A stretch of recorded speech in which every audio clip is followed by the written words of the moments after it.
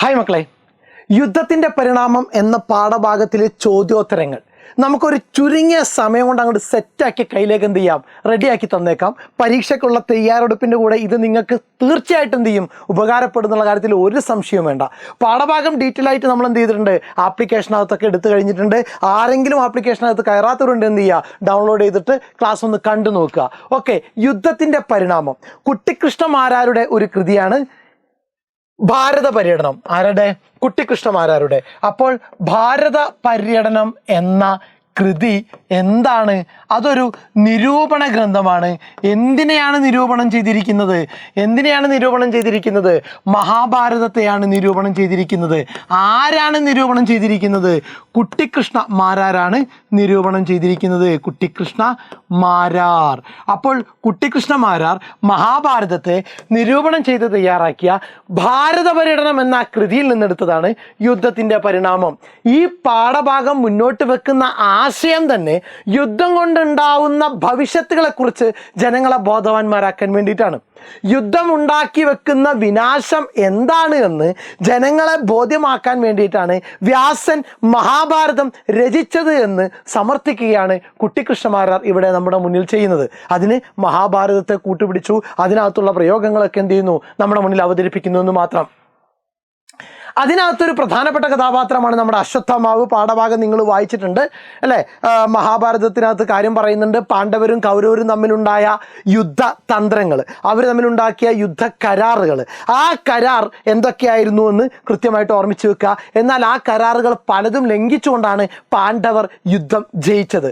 അതിനകത്ത് കൗരവരുടെ ഭാഗത്ത് അവശേഷിച്ച 3 പേരുണ്ടായിരുന്നു, കൃപരും കൃതവർമാവും അശ്വത്ഥാമാവും. പക വീട്ടാൻ വേണ്ടി അശ്വത്ഥാമാവ് പാണ്ഡവരുടെ കൂടാരത്തിനകത്ത് വരുന്നു. ആ സമയത്ത് പാണ്ഡവരും പാഞ്ചാലിയും ഒഴികെ ബാക്കിയുള്ളവരൊക്കെ അവിടെ ഉണ്ടായിരുന്നു. അവരെ എല്ലാം അശ്വത്ഥാമാവ് കൊന്നൊടുക്കുന്നു. ആ കൊന്നൊടുക്കുന്ന ആളോട് പകരം വീട്ടാൻ വേണ്ടിയിട്ട് ഭീമസേനൻ പുറപ്പെടുന്നു. കൂടെ പാണ്ഡവരും എന്ത് ചെയ്യുന്നു, ചെല്ലുന്നു. അപ്പോൾ അശ്വത്ഥാമാവ് ബ്രഹ്മാസ്ത്രം പ്രയോഗിക്കുന്നു. ആ ബ്രഹ്മാസ്ത്രം പ്രയോഗിച്ചത് തനിക്ക് തന്നെ എന്ത് ചെയ്യുന്നു, നാശമായി മാറുന്നു. അങ്ങനെ ശാപം കിട്ടി ചിരഞ്ജീവിയായി തീർന്ന ചരിത്രത്തിലെ ഒരു പുരുഷനാണ് ആര്? അശ്വത്ഥാമാവ് എന്ന് പറയുന്ന കഥാപാത്രം. അതിനെക്കുറിച്ചാണ് എന്ത് ചെയ്യുന്നത്, ഇവിടെയും സൂചിപ്പിക്കുന്നത്. വിഷത്തേക്കാൾ വർജ്യമാകും നരചിത്തം ദുഷിക്കുകയിൽ, വരികൾ വ്യാഖ്യാനിച്ച് ആശയം കണ്ടെത്തുക. ആരെക്കുറിച്ചാണ് പറയുന്നത്? അപ്പോൾ എന്താ വിഷം? വിഷം മനുഷ്യരെ കൊല്ലും. അതുപോലെ ദുഷിച്ച മനുഷ്യൻ്റെ മനുഷ്യ മനസ്സിനെയും രാജ്യങ്ങളെയും മനുഷ്യകുലത്തെ ഒന്നാകെ എന്ത് ചെയ്യും, നശിപ്പിക്കും. ദുഷിച്ച മനസ്സിൻ്റെ ഉടമ പിശാചിനെ പോലെ എന്ത് ചെയ്യും, പ്രവർത്തിക്കും. ദ്രൗണി പാണ്ഡവ കുടീരത്തിൽ കയറി 6 കൊല്ലം നടത്തിയത് ഇതിനൊരു ഉദാഹരണമാണ്. 3 ലോകവും നശിപ്പിക്കാൻ കഴിവുള്ള ബ്രഹ്മാസ്ത്രം പാണ്ഡവരുടെ മേൽ പ്രയോഗിക്കാൻ ഒരുമ്പെട്ടതും വിഷം മനുഷ്യൻ്റെ മനസ്സ് അതിനേക്കാളും ദുഷിച്ചു പോകുന്നതിൻ്റെ അടയാളമായിട്ട് എന്ത് ചെയ്യുക, സൂചിപ്പിക്കുക. യുദ്ധങ്ങളെല്ലാം സർവനാശത്തിലേക്ക് നയിക്കുന്നു എന്ന ശീർഷകത്തിൽ ഒരു പ്രഭാഷണം തയ്യാറാക്കാൻ വേണ്ടിയിട്ട് മിക്കവാറും ഉപന്യാസ ചോദ്യം എന്ത് ചെയ്യും, ഈ പാഠഭാഗത്ത് നിന്ന് കടന്നു വരും. ഏത് തരത്തിലുള്ള പ്രശ്നങ്ങൾക്കും യുദ്ധം ഒരു പരിഹാരമല്ല. ആയുധ വ്യാപാരം, ഓരോ യുദ്ധവും മനുഷ്യനും പ്രകൃതിക്കും ഭൂമിക്കും ഏൽപ്പിക്കുന്ന ആഘാതങ്ങൾ പരിഹരിക്കാൻ പറ്റാത്തതാണ്. ഓരോ യുദ്ധവും മനുഷ്യനും പ്രകൃതിക്കും ഭൂമിക്കും ഏൽപ്പിക്കുന്ന ആഘാതങ്ങൾ പരിഹരിക്കാൻ പറ്റാത്തതാണ് എന്ന പോയിന്റ് നമ്മുടെ ഉത്തരത്തിനകത്ത് വരാം. ഓരോ യുദ്ധവും പുതിയ പുതിയ യുദ്ധങ്ങൾക്ക് കാരണമാകുന്നു. ഒരു യുദ്ധം കൊണ്ട് എന്ത് ചെയ്യുന്നില്ല, സമാധാനം സ്ഥാപിക്കാൻ കഴിയുന്നില്ല. അത് അടുത്തൊരു യുദ്ധത്തിനുള്ള വിത്തിടൽ മാത്രമാണ്. യുദ്ധങ്ങൾ ഉണ്ടാക്കുന്ന സാമൂഹിക പ്രശ്നങ്ങളെക്കുറിച്ച് നമ്മുടെ ഉപന്യാസത്തിനകത്ത് കടന്നു വരണം. അഭയാർത്ഥികളെക്കുറിച്ചും അനാഥരെക്കുറിച്ചുള്ള പ്രശ്നങ്ങളൊക്കെ എന്ത് ചെയ്യണം, പരാമർശിക്കണം. എന്നിട്ട് നമ്മൾ എന്ത് ചെയ്യും, മെല്ലെ പ്ലേറ്റ് യുദ്ധം ഒഴിവാക്കേണ്ടതിൻ്റെ ആവശ്യകതയിലേക്ക് നമ്മൾ കടന്നു വരും. സ്നേഹവും സഹാനുഭൂതിയും പ്രകടിപ്പിക്കലാണ് മനുഷ്യനെ കീഴടക്കാനുള്ള വഴി. സംഘർഷങ്ങൾ ഒഴിവാക്കി അതിലൂടെ ആയുധങ്ങളോ യുദ്ധങ്ങളോ ഉപേക്ഷിക്കലാണ് ലോക സമാധാനത്തിന് വേണ്ട മാർഗം. മനുഷ്യനെ കൊല്ലാനുള്ള ആയുധങ്ങളല്ല, ജീവിപ്പിക്കാനുള്ള അന്നമാണ് വേണ്ടതെന്ന് കൂട്ടിച്ചേർക്കുക. ഓക്കെ, ഇനി ഈ പാഠഭാഗത്തും ചോദിക്കാൻ സാധ്യതയുള്ള ഒന്നാണ് ഭീഷ്മ കർണഗാന്ധാര സിന്ധു രാജാദി ഒരൊറ്റ വാക്കായിട്ട് കൊടുത്തിട്ടുണ്ട്. അതിനെ ഘടകപദങ്ങളാക്കുമ്പോൾ ഭീഷ്മർ, കർണൻ, ഗാന്ധാരൻ, സിന്ധുരാജൻ ആദിയായവർ. ഭാഗീരഥി കച്ചം, ഭാഗീരഥിയുടെ കച്ചം. ഗജാശ്വരഥങ്ങൾ, ഗജങ്ങളും അശ്വങ്ങളും രഥങ്ങളും. സെറ്റല്ലേ? പരീക്ഷ ചോദിച്ച് എഴുതിക്കോളൂലേ? ദുര്യോധനന്റെ ഹൃദയോന്നതിയും ആഭിജാത്യവും വ്യക്തമാകുന്ന സന്ദർഭം ഏതാണ്? മരിക്കാൻ കിടക്കുന്ന സമയത്ത് ദുര്യോധനൻ അവിടെ കൂടി നിൽക്കുന്ന ജനങ്ങളോടും തന്നെ സമീപിച്ച അശ്വത്ഥാമാവിനോടും തന്നെ സമീപിച്ച സഞ്ജയനോടൊക്കെ സംസാരിക്കുന്നത് നമ്മൾ കണ്ടിട്ടുണ്ട്. ഈ സമയത്ത് ദുര്യോധനന്റെ വാക്കുകളിലൂടെ ദുര്യോധനന്റെ ഹൃദയത്തിന്റെ ഉയർച്ച നമ്മൾ എന്ത് ചെയ്യുന്നുണ്ട്? കാണുന്നുണ്ട്. അത് ഏതൊക്കെയാണെന്നാണ് ചോദിച്ചിരിക്കുന്നത്. യുദ്ധക്കളത്തിൽ വീഴ്ത്തപ്പെട്ട ദുര്യോധനൻ പ്രാണവേദനയാൽ പുളയുമ്പോഴും ആത്മധൈര്യം കൈവെടിയുന്നില്ല. ആ അവസരത്തിലും വൃദ്ധരായ തൻ്റെ മാതാപിതാക്കളെയും ആരോമലായ ഭാര്യയെയും ഓർക്കുന്നതിന് മുമ്പ് തന്നെ ഏക സഹോദരിയായ ദുശ്ശളയെക്കുറിച്ചാണ് ചിന്തിക്കുന്നത്. ദുര്യോധനന്റെ ഹൃദയോന്നതിയും ആഭിജാത്യവും വ്യക്തമാകുന്ന സന്ദർഭമാണിത്. സെറ്റാണല്ലോ? അടിവരയിട്ട് വെച്ച് മക്കളെ, യുദ്ധക്കളത്തിൽ വീഴ്ത്തപ്പെട്ട ദുര്യോധനൻ പ്രാണവേദനയാൽ പുളയുമ്പോഴും ആത്മധൈര്യം കൈവെടിയുന്നില്ല. ആ അവസരത്തിലും വൃദ്ധരായ തൻ്റെ മാതാപിതാക്കളെയും ആരോമലായ ഭാര്യയെയും ഓർക്കുന്നതിന് മുമ്പ് തന്നെ ഏക സഹോദരിയായ ദുശ്ശളയെക്കുറിച്ചാണ് ചിന്തിക്കുന്നത്. ദുര്യോധനന്റെ ഹൃദയോന്നതിയും ആഭിജാത്യവും വ്യക്തമാകുന്ന സന്ദർഭമാണിത്. സെറ്റാണല്ലോ? സെറ്റ്. ദെൻ നെക്സ്റ്റ്, അശ്വത്ഥാമാവിനെ ചിരഞ്ജീവിയും സർവവ്യാപിയുമായി കൽപ്പിച്ചതിൻ്റെ ഔചിത്യം പരിശോധിക്കുക. അശ്വത്ഥാമാവിനെ ചിരഞ്ജീവിയും സർവവ്യാപിയുമായി കൽപ്പിച്ചതിൻ്റെ ഔചിത്യം പരിശോധിക്കുക. അശ്വത്ഥാമാവിനെ തന്നെയായിരുന്നു ദ്രൗണി എന്ന് വിളിച്ചത്. മാറിപ്പോകരുത്. ദ്രൗണി എന്ന് പറയുമ്പോൾ ഇതാരാണെന്ന് ഓർക്കരുത്. ഈ ക്ലാസ് കൃത്യമായിട്ട് യൂട്യൂബിനകത്തുണ്ട്. ഈ ക്ലാസ് കൃത്യമായിട്ട് നമ്മുടെ ആപ്ലിക്കേഷനകത്തുണ്ട്. മക്കൾ എന്ത് ചെയ്യണം? ഡീറ്റെയിൽസ് കണ്ടു നോക്കുകയോളണം, കൺഫ്യൂഷൻ ഉണ്ടാവരുത്. അശ്വത്ഥാമാവിനെ ചിരഞ്ജീവിയും സർവവ്യാപിയുമായി കൽപ്പിച്ചതിൻ്റെ ഔചിത്യം പരിശോധിക്കുക. എങ്ങനെ പരിശോധിക്കാം? മനുഷ്യന്റെ ശാപമായി തീർന്നിരിക്കുന്ന പകയുടെ മൂർത്തരൂപമായിട്ടാണ് അശ്വത്ഥാമാവിനെ ചിത്രീകരിച്ചിരിക്കുന്നത്. അടിവരയിട്ട് വെച്ച്, മനുഷ്യന്റെ ശാപമായി തീർന്നിരിക്കുന്ന പകയുടെ മൂർത്തരൂപമായിട്ടാണ് അശ്വത്ഥാമാവിനെ ചിത്രീകരിച്ചിരിക്കുന്നത്. സെറ്റ്. സ്നേഹം കൊണ്ട് ഒന്നായിരിക്കുന്നവർ പോലും പല കാരണങ്ങളാൽ ഉണ്ടാകുന്ന ദ്വേഷ മത്സരങ്ങൾ, അവർ തമ്മിലുണ്ടാകുന്ന വിദ്വേഷങ്ങൾ വളർന്ന് വലിയ യുദ്ധങ്ങളായി പരിണമിച്ച് പ്രതികാരം ചെയ്ത് തൻ്റെ അനർഘം വിലപിടിപ്പുള്ള, വിലമതിക്കാൻ കഴിയാത്ത രത്നം പോയാലും വേണ്ടില്ല, ശത്രുവിനെ വേരോടെ പിഴുതെടുത്തേ അടങ്ങുകയുള്ളൂ എന്ന വാശിയാണ് അശ്വത്ഥാമാവിന്. പകയാണ് ഇതിൻ്റെ പ്രേരക ശക്തി. പക സർവവ്യാപിയാണ്, അതിന് നാശമില്ല. അതുകൊണ്ടാണ് അശ്വത്ഥാമാവിനെ ചിരഞ്ജീവിയും സർവവ്യാപിയുമായി കൽപ്പിച്ചത്. ഇപ്പോഴും ആളുകളുടെ മനസ്സിൽ പക വരുന്നുണ്ട്, ഇപ്പോഴത് നിലനിൽക്കുന്നുണ്ട്. അതാരുടെ സാന്നിധ്യം കൊണ്ടാണ്? അശ്വത്ഥാമാവിൻ്റെ സാന്നിധ്യം കൊണ്ടാണെന്ന്. അതുകൊണ്ടാണ് പക എന്ന് പറയുന്നത് ചിരഞ്ജീവിയാണ്. മനുഷ്യന്റെ ശാപമായി തീർന്നിരിക്കുന്ന പകയുടെ മൂർത്തരൂപമായിട്ടാണ് അശ്വത്ഥാമാവിനെ ചിത്രീകരിച്ചിരിക്കുന്നത്.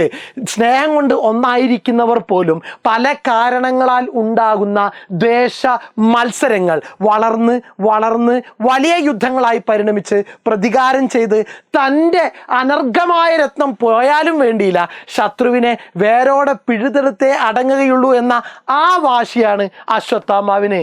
അതിന് കാരണം പകയാണ്. പക എന്ന് പറയുന്നത് സർവവ്യാപിയാണ്, അതിന് നാശമില്ല. അതുകൊണ്ടാണ് അശ്വത്ഥാമാവിനെ ചിരഞ്ജീവിയും സർവവ്യാപിയുമായി കൽപ്പിച്ചത്.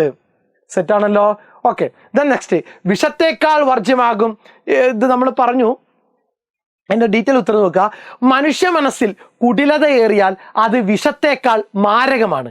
ധർമ്മയുദ്ധമെന്ന് പുകൾപ്പെട്ട മഹാഭാരത യുദ്ധത്തിൻ്റെ അവസാനം ദ്രോണപുത്രനായ അശ്വത്ഥാമാവിൻ്റെ നേതൃത്വത്തിൽ അരങ്ങേറിയ അറുങ്കൊല ഇതിനൊരു ഉദാഹരണമാണ്.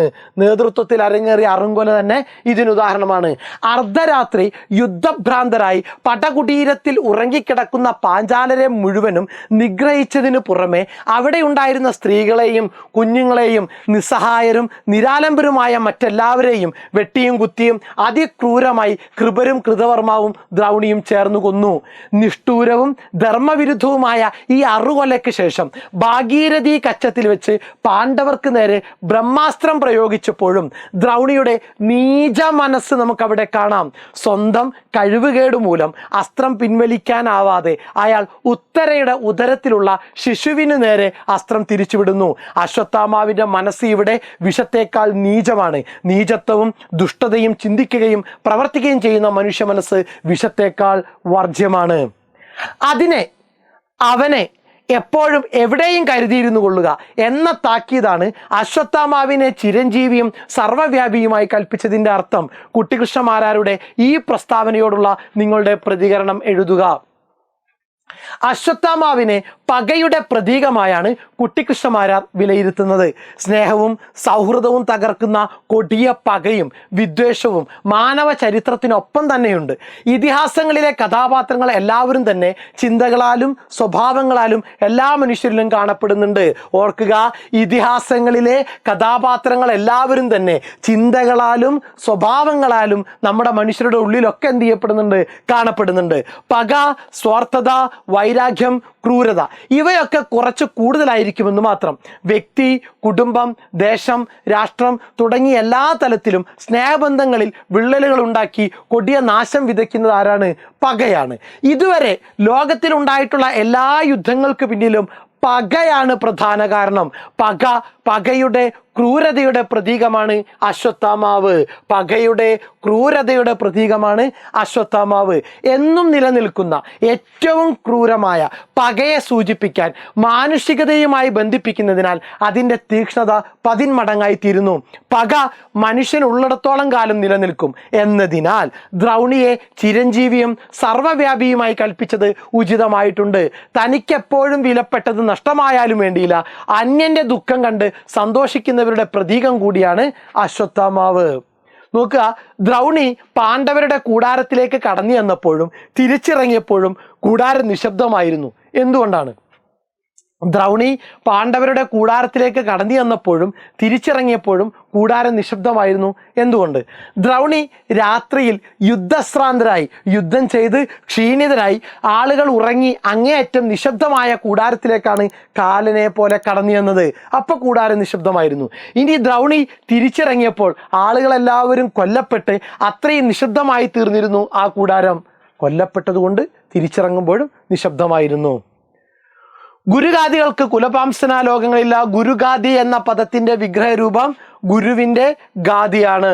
ഓക്കെ, ഭീമന്റെ മകൾ ഭൈമി, ദശരഥന്റെ പുത്രൻ ദാശരഥി, സുമിത്രയുടെ പുത്രൻ സൗമിത്രി, ഭഗീരഥനിൽ നിന്നുണ്ടായവൾ ഭാഗീരഥി, പാഞ്ചാലദേശത്തെ രാജകുമാരി പാഞ്ചാലി, വീരസേനന്റെ മകൻ വൈരസേനി. ഇത് മുഴുവൻ എന്ത് ചെയ്യുക മക്കൾ ഓർത്ത് വെച്ചേക്കുക, കുറേ എണ്ണം പറയുന്നുണ്ട്. Okay, thank you.